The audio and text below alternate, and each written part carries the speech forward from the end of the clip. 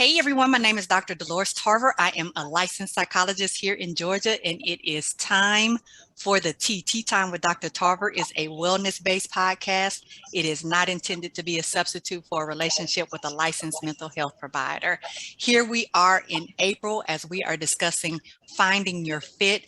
We've had some exciting guests on the show, and tonight is no exception. We are going to be talking about from Mommy Dearest to Mommy Did This. So make sure you go ahead and share the Tea Time with Dr. Tarver live stream on your Facebook page so you can invite other people to come. And you can also be a part of this conversation by dropping your questions and comments in the chat, and we can attend to them in real time. So without further ado, it is my sincere pleasure to introduce Michelle Jones, LPC. Ms. Jones completed her bachelor's degree in psychology at Webster University in St. Louis, Missouri, and her master's degree in counseling psychology at Cambridge College in Boston, Massachusetts. She has been in the counseling field for 25 years, working as a psychotherapist in a group practice for 7 years, and in outpatient and community-based mental health settings for 15 years. She is adept at working with teens, adults, and couples. Her areas of specialization are trauma, mood disorders, anxiety, life management, and LGBT-related issues. She is an enthusiastic international traveler who enjoys traveling with her partner, shopping, hiking, meditation, delectable meals, and her grandchildren. So welcome, Miss Michelle Jones to Tea Time with Dr. Tarver. Thank you so much, Dr. Tarver. It is such an honor to be here with you today. Thank you. Thank you. I'm so excited, and I've been waiting. To join you with your tea time. Yes, we have been, this has been in the works for weeks, and so we have been very excited about this. So we are not going to keep people waiting. Let's go ahead and get into it. So we're talking about mother-daughter relationships today. What are some of the lessons that you learned from your mother that influenced who you were as a mother? My mother was really adamant about education. I think from maybe 3, I was told, you're going to college. And I probably didn't even know what a college was, wasn't even thinking about it, but she really stressed the value and the importance of education for success. She really made being self-reliant and self-respectful, respect for self important as well. She also encouraged me to be financially independent as I kind of progressed into my teen years so that I didn't have to depend on anyone. And she stressed, of course, the old adage, choose your friends wisely for obvious reasons. They will get you into some stuff that your mom and your daddy and all the money in the world cannot get you out of. I think I was also really pushed about creating and maintaining an acceptable social image and the value of having one and where your respectful social image could take you, as well as a work ethic. So it was, show up, have a good work ethic, have a good attitude about your job. And, back then it was get a job, stay at it for 100 years and retire versus, find a job, navigate what's working, what's not, leave it, no job loyalty, do what's best for you, which is, where we are now. But it was, a lot of good, solid advice and a lot of good, solid information, I think, that helped me be the best part of the person that I am. Sounds like you were in everybody's household because these are some very similar things that I was taught as well, that stressing the education piece, choosing your social support network wisely. I don't know how many times I heard, if you're out with somebody and they get caught doing some things, you're going to go to jail if they're going just because you're with them. And you're like, wait, what? How do we get there? What are we talking about? Like what? But that stressing that it's important how you show up and with whom you show up. And so that education piece, how you dress, how you appear, your work ethic. You mentioned this loyalty, because I do think our parents grew up in generations where there was loyalty. There was loyalty to church. There was loyalty to work. That's why people retired in careers 35, 40 years, that they stayed in the same place and went to the same church throughout our lifetime. Whereas for us, we're like, no, they changed pastors. I don't like that church. It's not giving me what I need. I don't like that new supervisor at that job. I don't think I want to stay there. I'm not growing. I'm not. So we have a whole different perspective, I think, on some things now. As you think about that and how you raised your own daughter and now grandchildren, what do you think are some of the things that maybe you've kept and some of the things that you're doing differently? I think, and I have one. I only have one grandchild. Okay. Just one Mimi called. One person called me Mimi. Thank you. Okay. But Mimi, that's it, the Mimi. With my daughter, she's 37, and I kept all of those same kinds of life lessons, expectations, and direction. But I think the way that I delivered them I delivered the message with a lot less concrete drive. It was, here's a suggestion, here's some good information, here's some things you need to consider, versus this is what you better do, this is what you better not do, this is who you can be friends with, this is who you cannot be friends with, these are the schools you can go to, these are schools I'm not going to allow you to go to. So I gave her more flexibility in her decision making. I encouraged her to develop more of a comfortable sense of autonomy and self-acceptance. And I wanted her to have more of a voice. You know, in a Black home, my age, I'm 55, you don't have a voice. And I wanted her to have a voice because I felt like I would have done better with the voice. And given her the parameters of, yes, you will have a voice. It may not change my opinion. It may not change the trajectory of what we're doing. It may have no impact. But I want you to get comfortable speaking up for yourself and knowing that it's okay, but you have to choose your words for the audience. And, you know, that classic, check who you're talking to and check your tone. But I'm here to listen for whatever it is you need to share with me. I didn't feel like I could tell my mother all the things that I wanted to talk about, and I wanted my daughter to feel comfortable doing that. Absolutely. Can we just pause for a second and talk about how 50s are looking like 40s over here? Come on, beautiful skincare routine. But you're absolutely right. I think there was that, not having that sense of being able to have that voice, being seen and not heard, recognizing that you were talking to adults and authority figures and govern yourself as such. You know, I grew up in a little town in Mississippi, and we were yes ma'am and no ma'am and yes sir and no sir. And that's how I grew up. When you talk to adults, you put a title on their names. There was a handle, as we used to say. And so you didn't address people by first names. You recognized your place as a child. And even though there were moments, I think, that we were encouraged to be able to speak up in some areas, there were definitely things that you knew you were not able to speak up about. So it sounds like for you, when it came to raising your daughter, you said, hey, I want you to still have these same values, because these values, they have been good anchors. At the same time, I want to add this piece of you being able to express how you may feel about some things. And I appreciate this part, even though it may not change my mind, I still want to hear you and for you to recognize this is a safe space for you to be able to share.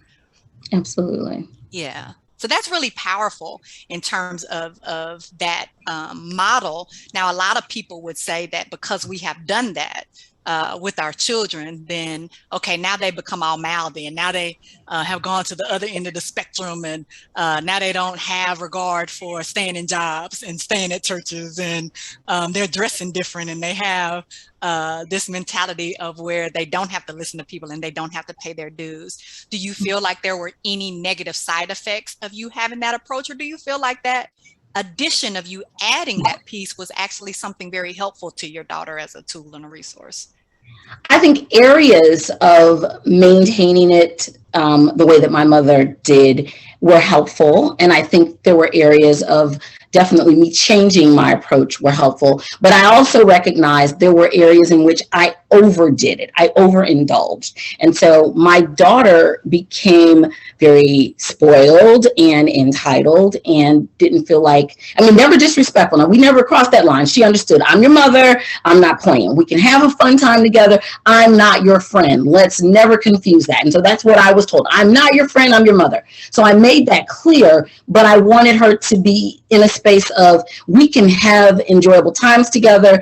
And I made that almost too comfortable for her in some ways, that I had to, when she was in her 30s, dial it all the way back down. And again, never disrespect, but just mom will handle it. Mom got me. Mom's good. I'm good. If mom's got it, I've got it.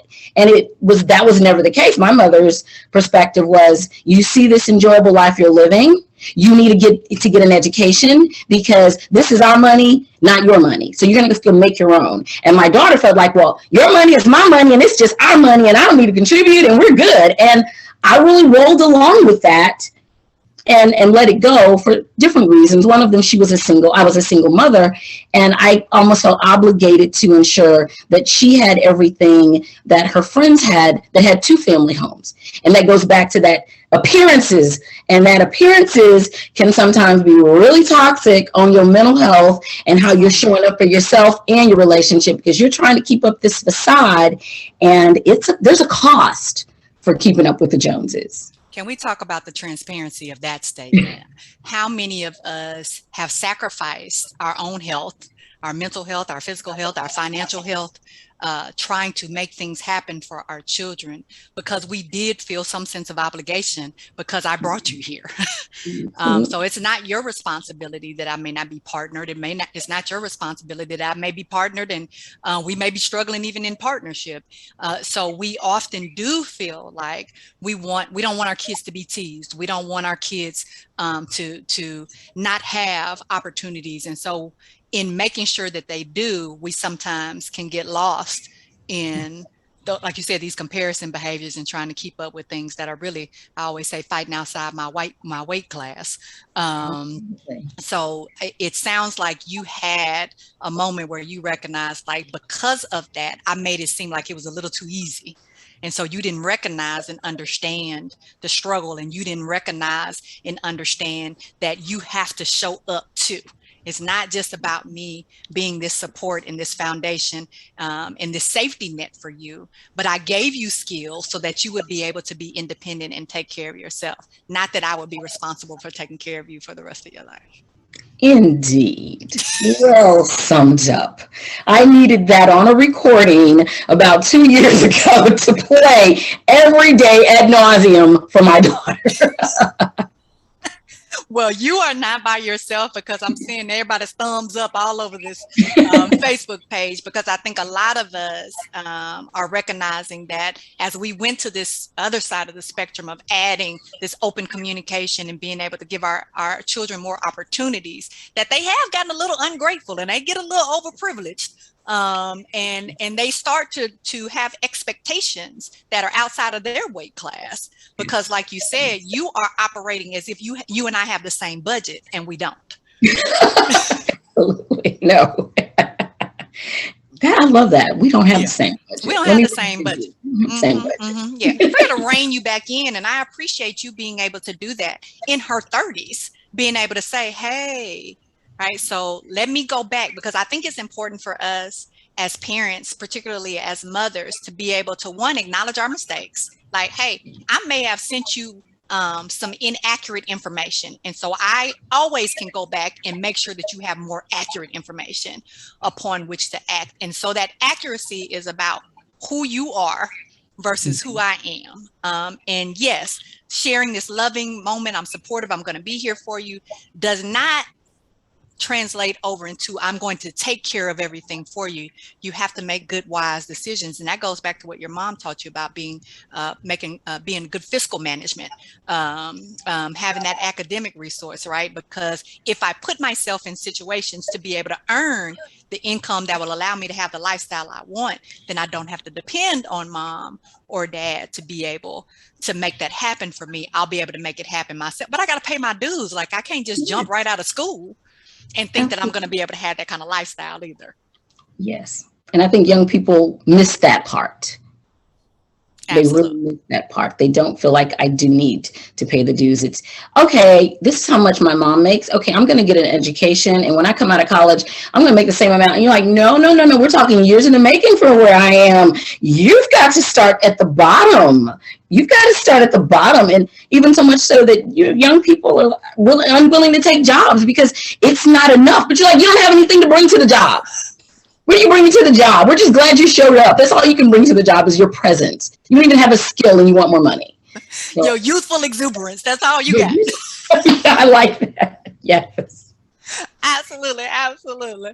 But you're absolutely right about this piece and that's that privilege piece, because we've celebrated our young people for breathing so long that they feel like they show up and they ought to get a check. Yes. Like you're gonna get a check, but that check is gonna be minimum wage, or that check is going to be whatever stipend it is for this assistantship or program that you're doing over the summer. It is not going to translate over into mommy's salary right now. So, which is, Yes. you're absolutely right about why some young people have such high turnover in jobs. Like Pumpkin, you can't have 10 jobs every year. Yeah.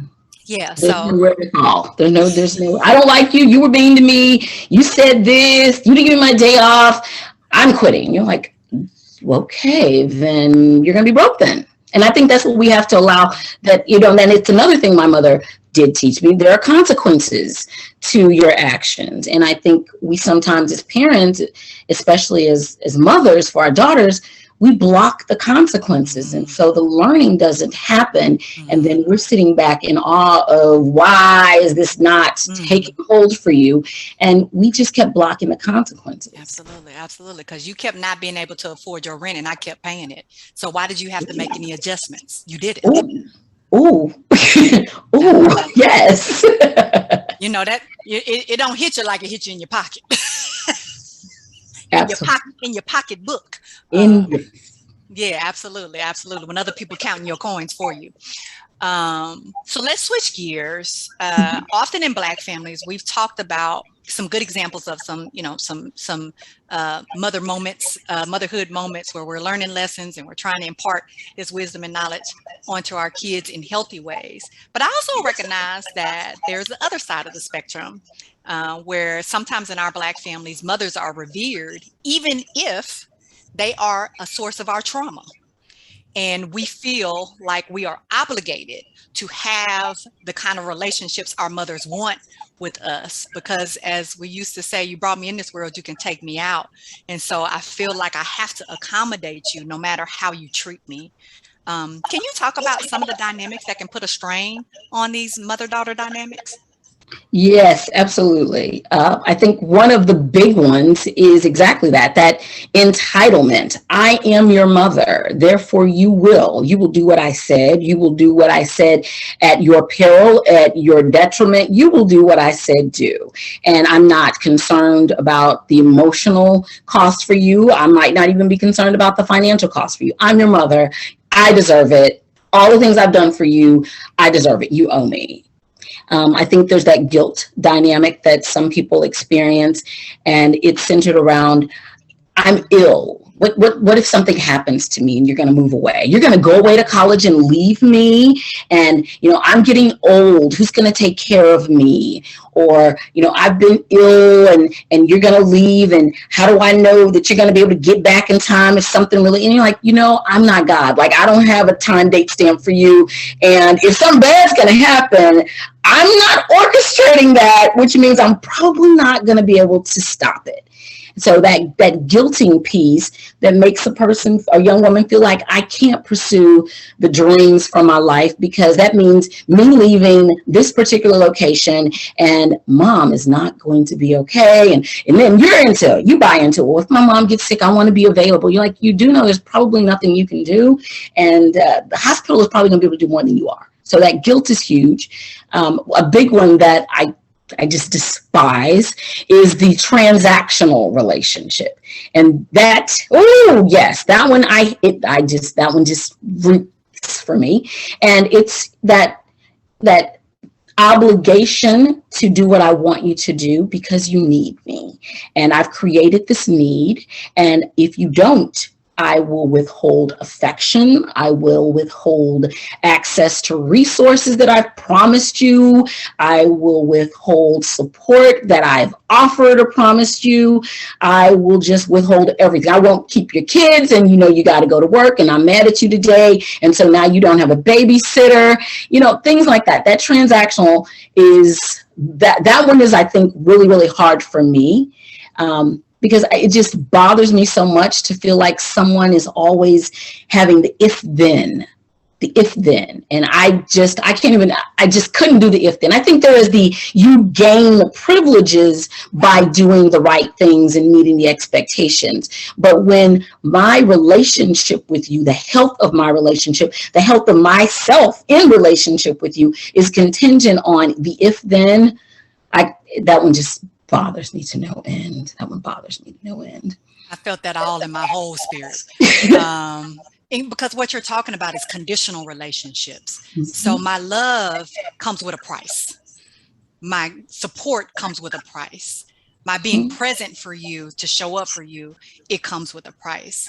And so what ends up happening is fear, obligation, guilt, this fog that our mothers can have us in. What ends up happening is now I can't function in my life in healthy, independent ways because I become anchored and tethered to you. Absolutely. Because you have, and you mentioned it, this is out of fear. And sometimes what ends up happening with our mothers is they're so fearful because so many people have left them. They're fearful that their children will leave them. And you are the last person, right? You're the last person in my life that I feel like I can have a hold on. So when all of these other things are outside of my control, then what I do is I try to tighten this hold on you and start guilting you about my health and guilting you about, well, you're not going to be able to take care of your kids. You need this support. You don't need to go that far away. Do you really want to take that job over? You don't even know anybody there. This is where your family is. You don't want to go. So what if something happens to you and we can't get right? And really, it's not about our daughters. It's about us. Mm-hmm. And our inadequacies and insecurities and worth issues, but we're projecting them onto our daughters and making them, like you said, feel responsible for taking care of us. Even our parents' life situations, you get reeled into feeling an obligation to shore them up when they are not what they need to be. It could be, well, my spouse died. Now you're my expected entertainment or my expected counterpart. Leave what you're doing and you're supposed to be that replacement for me. And it's, I, as a child, I shouldn't have that obligation. I'm out trying to build the life that you are now saying you enjoyed with someone. And you all had your time, and now I can't have my time because now I'm supposed to come back and make space for myself in that role. And I don't want to do that. So if I don't want to do that, then I'm not grateful. I'm not appreciative. I'm not supportive. You don't recognize all I've done for you. And I laughingly, with the entitlement, one of my clients, I hear this coming up a lot in therapy, and it's actually coming up a lot younger for young ladies, maybe middle school, where that was unheard of 10 years ago for someone in middle school to feel like this or even express it. But one of my young ladies said with the entitlement, we were laughing. I was like, so what's a really good response to that? And the response that we crafted was, if I owe you, please send me a bill and I'll make payment arrangements. I love it. I love it. You all probably grew up seeing that commercial for the song, 9 months I carried you, hold you inside me, no charge. Mm-hmm. And I feel like I instantly thought of that when you said that. Like, I don't have anything that I owe you because it was your choice to bring me here. Absolutely. And so when we are talking about loving relationships, they're not based on condition. They're not based on obligation. They are based on us showing up for each other to be the best versions of ourselves that we can be. So as my mother who chose to bring me here, you decided to take on that responsibility. And as a product of that, then I am going to take your lessons that you give me, and I'm going to continue on that legacy, and I'm going to show up and be the best human being that I can be. But other than that, there is not any obligation there. Mm-hmm. And you said something very striking to me, which is, kind of filling these voids that our mothers have. And then where does that leave me? So then now, because you're dependent on me, I become dependent on you. And then what happens when you leave? Absolutely. And I didn't take that job, and I didn't get into that relationship, and I didn't walk in my purpose because it was going to be something that was hurtful to you in some way because it was going to take me away from you. So now I'm stuck. I've known, you talked about this with your clients. I've known so many women come to therapy after their mothers have transitioned from their earthly home. Now my mother's dead. Now I got all this complicated grief because I literally didn't do any of the things that I wanted to do. I missed out on all of these opportunities to make sure that you were taken care of. And now I am out here lost. And resentful. And come on, resentments. And resentful. Trying to navigate all of these places that I could have gone and things I could have done, and even the person that I could have become. And now, like, my good years are gone. And, I've had a client that said, I'm past the point of being able to have a child. And I was always made to feel that I was unworthy and unfit for a relationship. And I only needed to be focused on this. And now that I've gotten, this is a woman who is a Harvard graduate, PhD, and is really lamenting the fact that the great years of my life to be a mother and be a wife, I feel like I was denied because I never felt worthy because of the things that I was hearing from my mother about, you're too fat, you're too this, you're too that, you need to focus on being smart. And so smart was where the energy went, but there wasn't any defining of those other areas of herself that I do want to be a partner. I do want to be in a relationship with someone. So those areas never got cultivated. And then it's now you're older and it's kind of, the slim pickings are out there. I mean, they're there, but you don't want to navigate too much of what's out there right now, especially after you've done so much work in one area of building your success. It's going to be hard to find someone who is invested as much in their success that wants you at this age and wants to be with someone who doesn't have any children and doesn't have really good self-esteem. Like, all these things, they matter. Absolutely. And then the fear. Because what I'm hearing you say is like this has left daughters fearful of walking out and doing different things because of how it would affect their mother. And now I don't know how to be in a relationship. And now I don't know how to go. I've known of mothers to be jealous of their daughters. And so because, we didn't get a chance to do what we wanted to do in our lives, for whatever reason, opportunities didn't happen for us. And now that I see opportunities are happening for you, I'm going to sabotage you. And so this is where some of these worth issues that you're talking about is coming from. So I'm going to tell you you're not good enough. And I'm going to tell you you're not pretty enough. And I'm going to write in all of these things because, and we don't like to use this word of trauma when it comes to these mother-daughter dysfunctional relationships, but that's what it is. Because what I'm essentially doing is I'm creating an environment of control where I'm eliminating any of the things that could potentially be a threat to you leaving me. And so I'm keeping you powerless, and I'm keeping you helpless, and I'm keeping you not feeling like you're worthy and valuable and have anything to offer. And so then when I'm gone, you are literally, as you said, not only resentful and fearful, but now I got to deal with the trauma of this very unhealthy, dysfunctional relationship that was abusive.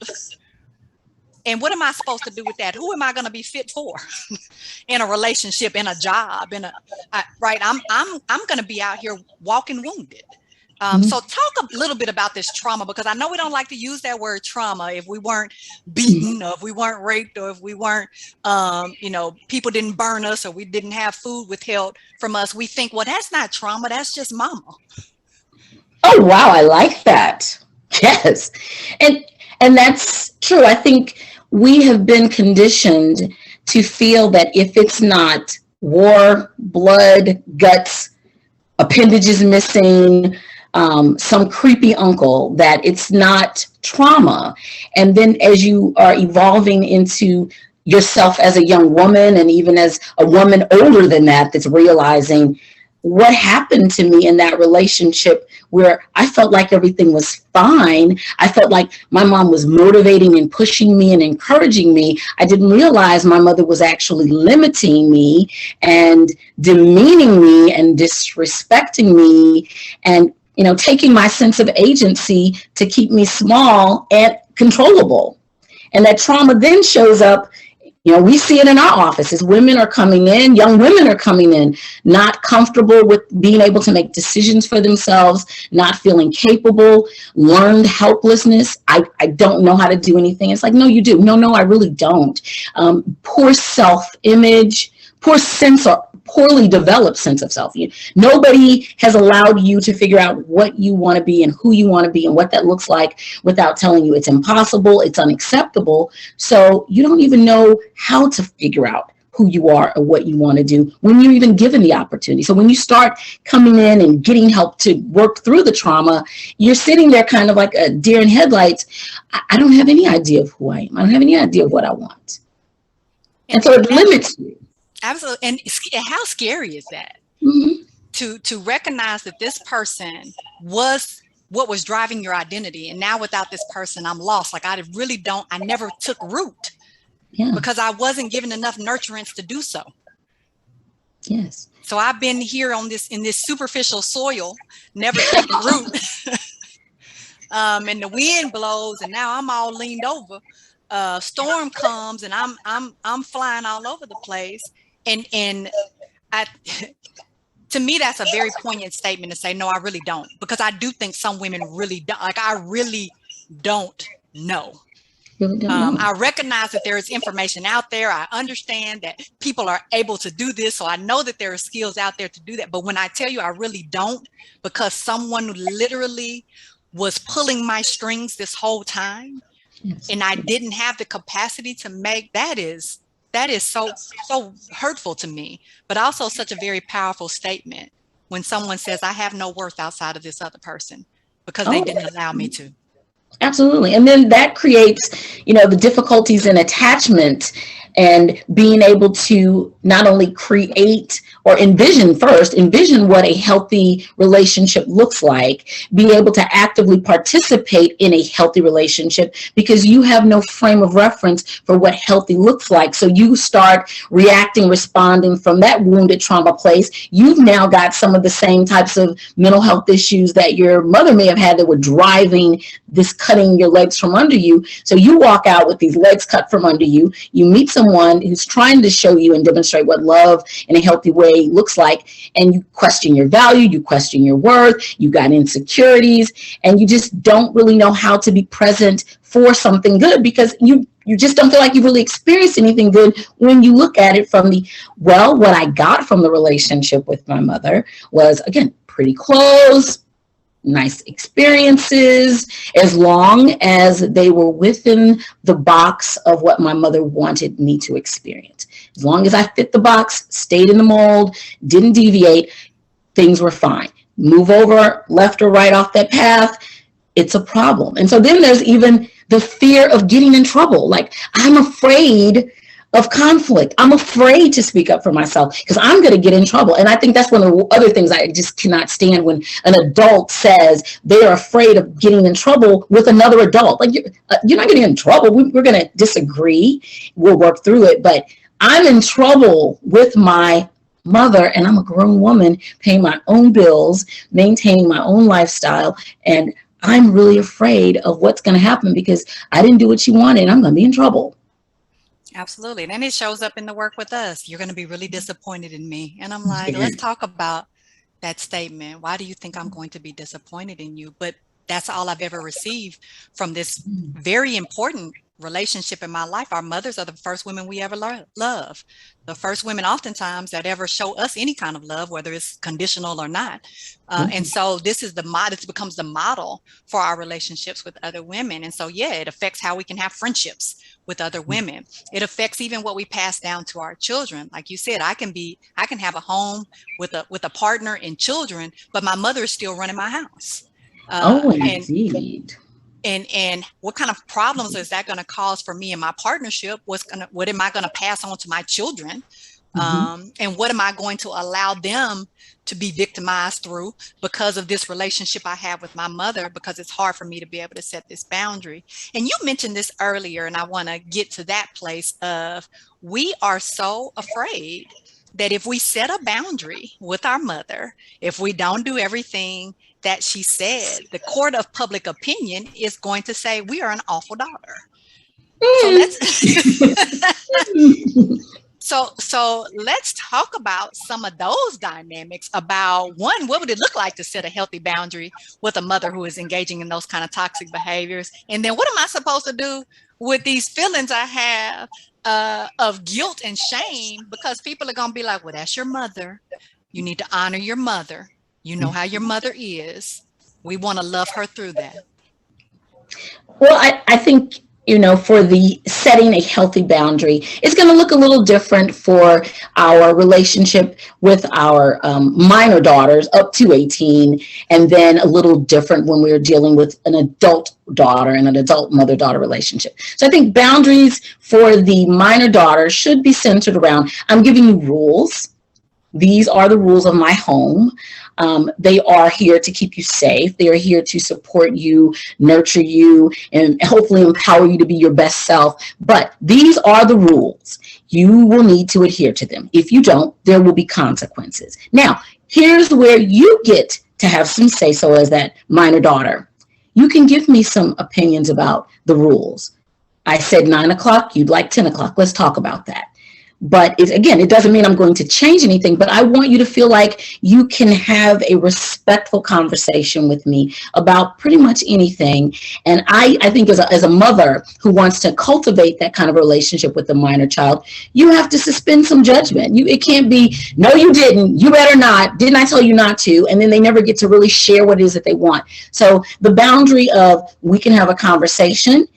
It's going to be around this level of regard and respect for who I am. I'm still your mother.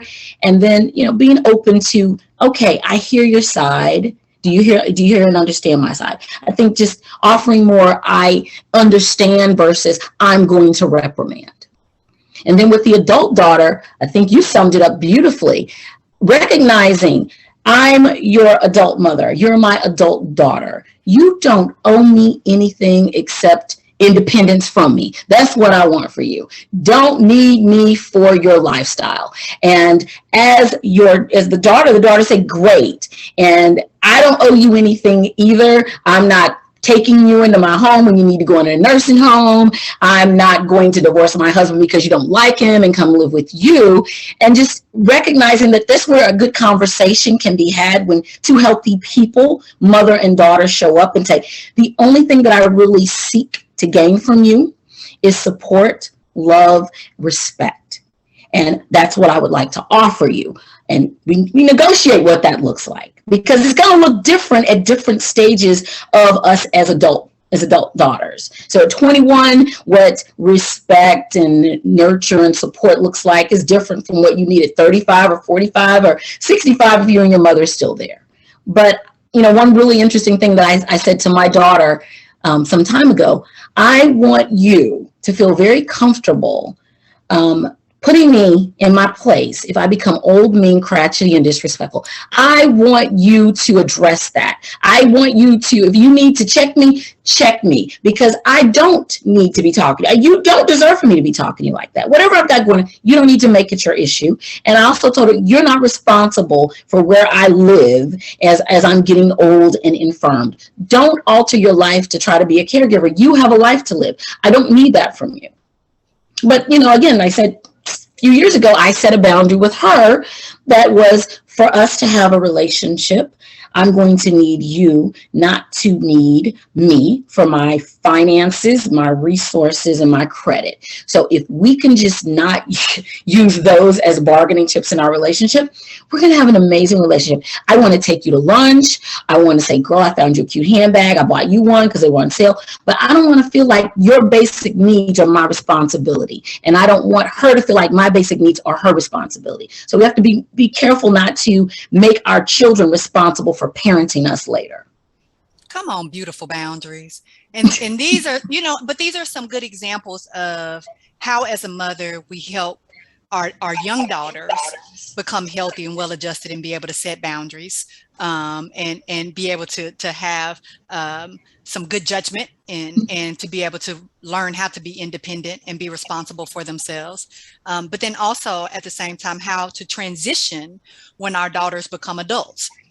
and we're setting these healthy boundaries, and those go on both sides. I am not going to allow you to feel obligated to be responsible for me in the same way I am not going to be obligated to be responsible for you. And there was a time when we felt like when our mothers age, we have to be responsible for them in their dementia, their Alzheimer's, and their severe and chronic and persistent illnesses.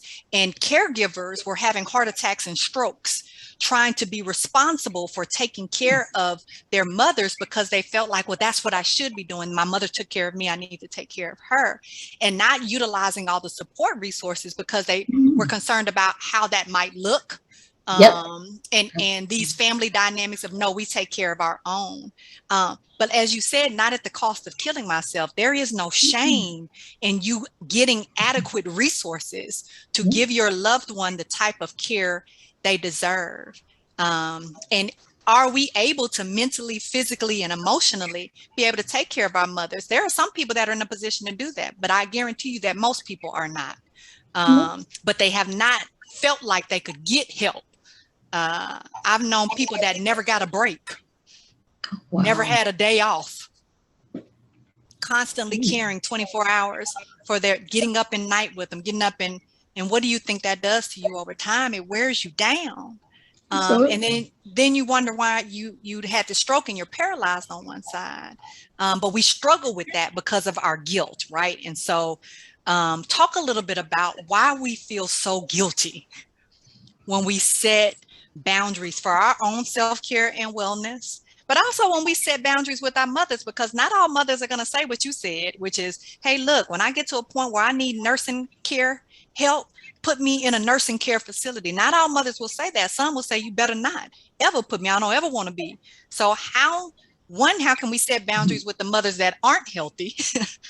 And two, why do we feel so guilty when we do? Well, I think, again, choosing your wellness has to be paramount. And socially, culturally, women, especially women of color, but women across the board, are not encouraged to choose their wellness over everything.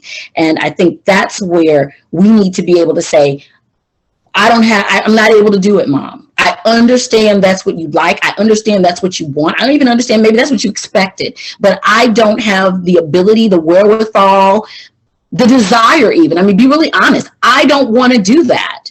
And I think about if you've got a mother who is a angry hellraiser and you're married and you have a peaceful marriage and you're older and you're settling into your retirement and you're comfortable and you're bringing the angry hellraiser into your otherwise 30-year peaceful marriage, you're decimating that. And so it will be you and your mom, because if I was the partner, I'd be moving out. I'm not living like this. So I think you do have to feel that it is okay to value yourself and say that, Mom, I'll find everything that I can to assist you, support you, get you the care that you need. And then emphasizing, get you the care that you need. I'm not able to do it, and I'm not apologizing for the fact that I don't. Like, that is not my skill set. I'll kill you in here by accident. You'll fall out the bed and I want to pick you up. So let's make sure we don't create an unsafe environment for you while you are incapacitated, and you're going to probably incapacitate me. So let's not do that. So that's the setting that boundary, being realistic, being honest, and feeling like you are worth it to say, I can't do it. And then navigating the guilt, I think, is just, people give you that guilt. People make you feel like you're a bad daughter. You're an unappreciative person. Even in the religious communities, God not going to like that. Now you're feeling like, oh God, I'm waiting for Mom to punish me and God's going to get me. So there's so much that's thrown at you to make you feel like if you don't acquiesce, you are doing a disservice to your mother. You're embarrassing the family. Shame on you. Everybody's looking at you and judging you. And I think you have to also be comfortable in putting people nicely in their place. This is not your life. You go manage yours. Wait till it's you and your mother. Maybe you and your mother don't have the dynamic relationship that my mother and I have, which makes it comfortable for me to take this stance. Maybe I'm healthy and you're not. So, hey, we're not going to have these conversations. I'm here for all of these that we have different experience kind of conversations, right? So I understand that may have been your experience in your family, and I understand that you may choose to. And again, I'm not saying for those women who are able to and choose to care for their mothers and it's not causing them health problems, then by all means. However, as you are saying, is all of us are different, because I may not have had a mother that was very kind. And so I'm still dealing with this residual trauma. And now I'm expected to put that aside, cast that away, throw that in a box up on a shelf somewhere, and be able to provide care for you. When, like you said, I don't know how to lift you up without damaging my back.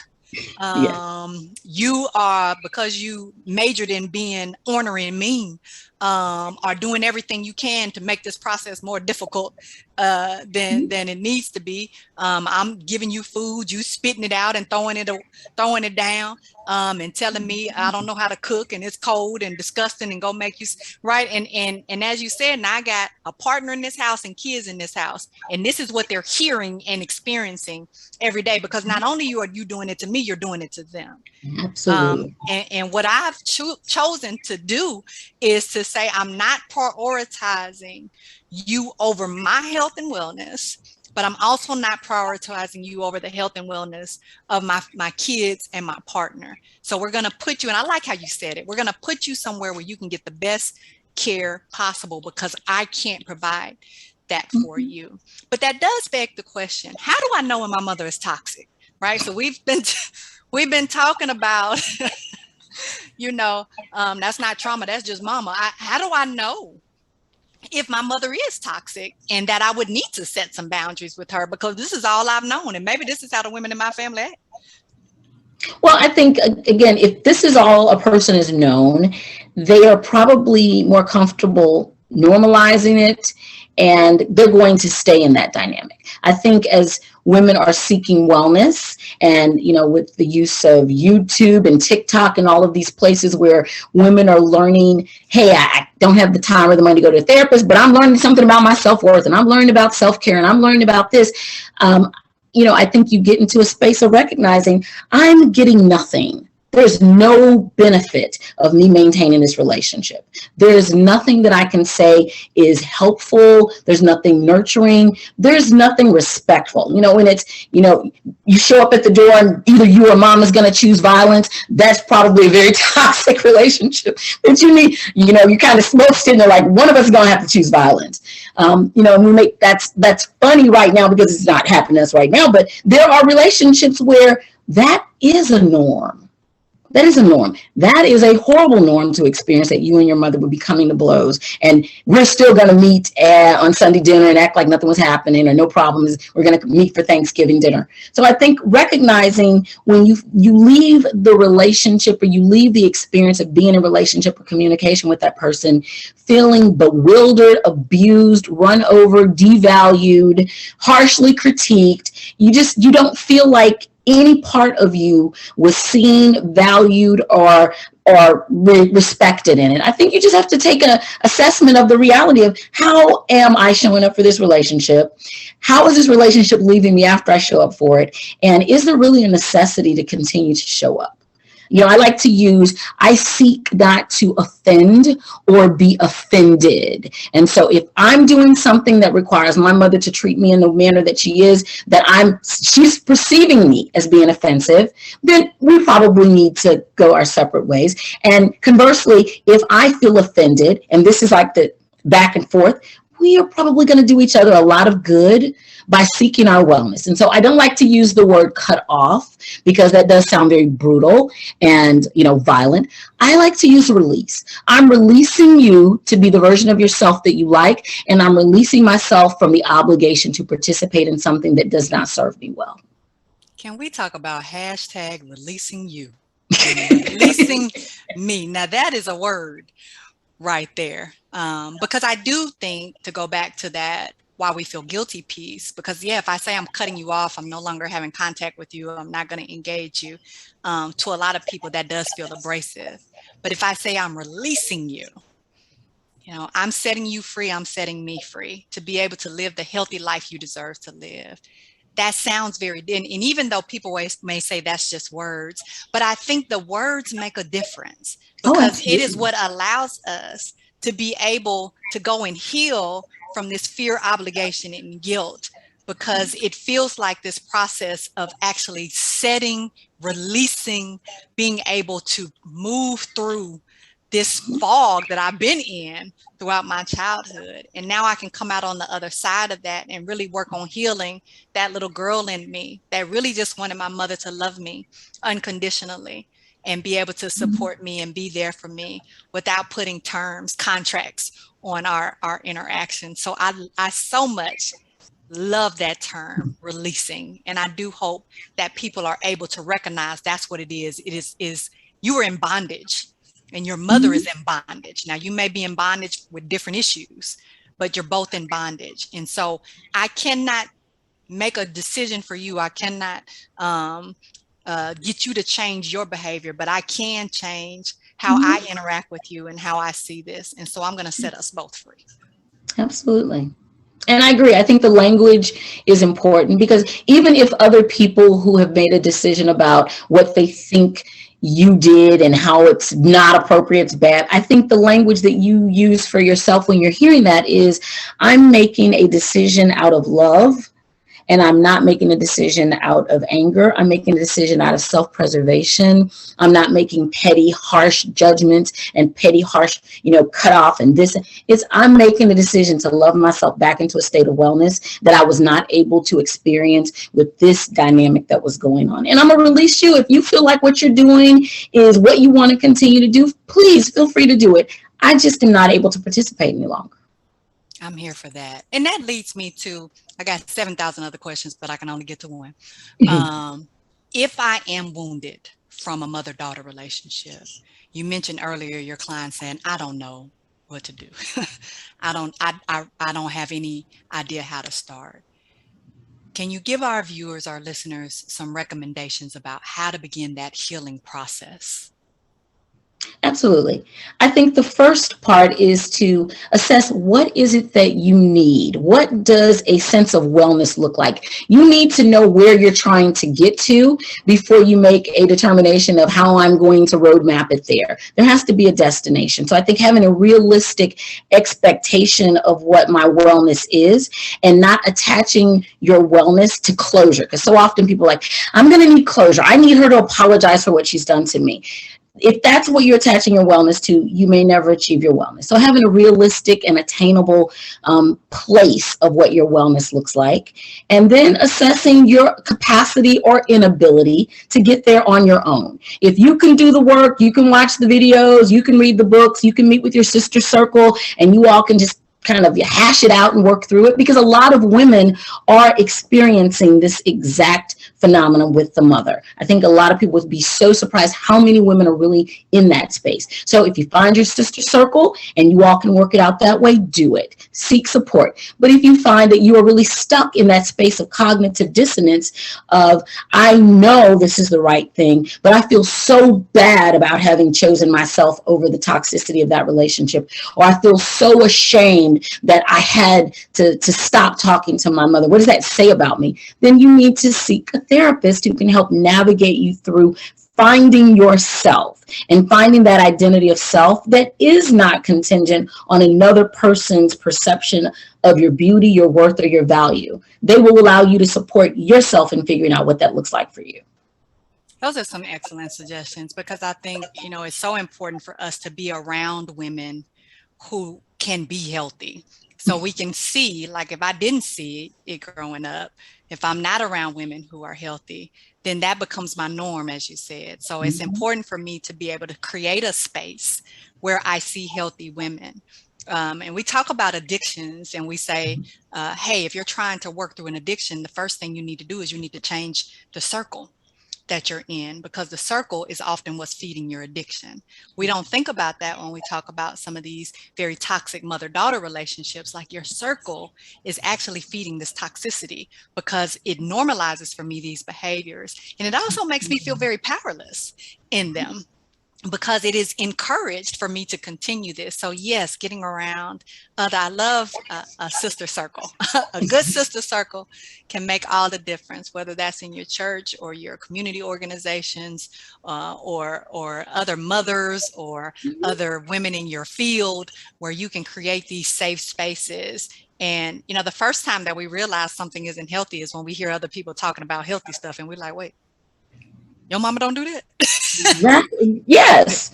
And then that's when the shame begins. Mm-hmm. That's when you start being embarrassed to seek out those supportive, normal experiences, because you don't want to be the one man out, odd out that says, well, no, my mom talks to me that way. And someone's saying, that's why. Or I think with younger women now, even young teenagers, they are really on it. So you're a young woman saying, my mother does this, she shames me, she makes me feel this. And I mean, another 12-year-old will walk over and say, oh my God, your mother's traumatizing you.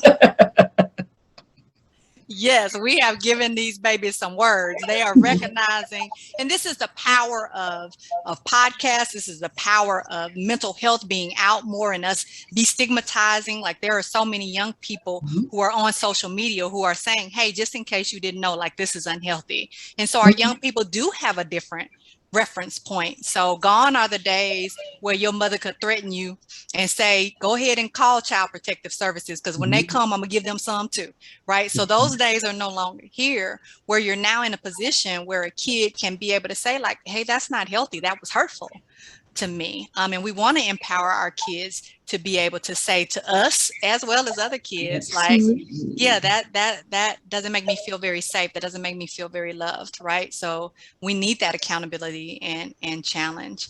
Do you have any books that you would recommend for people who are wanting to start this journey, or websites or anything? You mentioned counseling as an option, and I definitely am pro counseling all day. But are there any? I don't have any books. I don't have any. I think it's just I'm being kind of inundated right now with so many women and young girls that I may need to write a book. Maybe you and I need to write a book. Somebody needs to write a book. Come on, claim it. I think it's just been something that's not been addressed for so long, and it was under, it's kept under the rug, and the fear, the shame, the embarrassment. I think it's just maybe not a lot that I'm familiar with as it relates to books, but I'm going to start looking, because that has really shown up a lot with the ladies that are seeking support with me. Absolutely. So I have a few recommendations. Surviving Mama. It's actually written by a psychologist out of Atlanta, Black woman. I am very much a fan of Therapy for Black Girls podcast, which addresses a lot of these kind of topics, and I think it's good. There's a sister circle space that women can be a part of, as you talk about creating those healthy support networks. Toxic Parents is a book I really like, because it does address some of these behaviors that we're talking about. Mothers Who Don't Know How to Love. Yeah, so there's some good books out there, though I am claiming us writing one as well, because I'm here for, there's never going to be too much information out there as people are trying to heal in their journeys. And so we want to provide as many resources for people as we possibly can. So we're going to go ahead and you heard it here first on Tea Time with Dr. Tarver, that we will be out here writing books in these healing streets, so we can make sure that people are continuing to grow in their awareness of that healthy relationships with your mothers are possible, even if these are not always biological mothers. Sometimes they'll be mothers by choice and not by birth, but that you can have healthy mother-daughter relationships. And you can also improve if you've got great relationships with your mothers. You can improve on those relationships. You can improve on those relationships with your daughters. And it's not too late, is what I'm hearing. It's not too late to be able to address some of these dynamics and ensure that we're raising young women to be empowered, have a voice, make good choices, and recognize there are consequences to their decisions, and also to show up and be the best versions of themselves. Absolutely. Yes. Well, I want to thank you, Miss Michelle Jones, for coming on to Tea Time with Dr. Tarver to address one of my favorite topics, which is mother-daughter relationships, from Mommy Dearest to Mommy Did This. So you will not see the last of Michelle Jones today. She is going to be coming back. She may not know it, but she's going to be coming back Thank you. as we're going into getting ready for our May series. We're going to be addressing children and mental health. We're going to be addressing LGBT in our youth. We're going to be addressing suicide. We're going to be addressing faith and mental health. And so look forward to the upcoming series in May. And it's a pleasure always to be with you all on Tea Time with Dr. Tarver. You can follow me on Facebook, Instagram, YouTube, and your favorite listening platforms. And as always, be well. Good night, everyone.